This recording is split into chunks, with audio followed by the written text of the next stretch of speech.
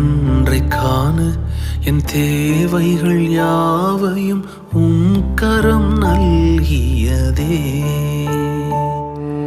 அன்றன்றைக்கான என் தேவைகள் யாவையும் உம் கரம் நல்கியதே. நீர் நடத்திடும் விதங்களை சொல்ல பூரண வார்த்தையே இல்லை. நீர் நடத்திடும் விதங்களை சொல்ல ஒரு பூரண வார்த்தையே இல்லை. எபினேசரே, எபினேசரே,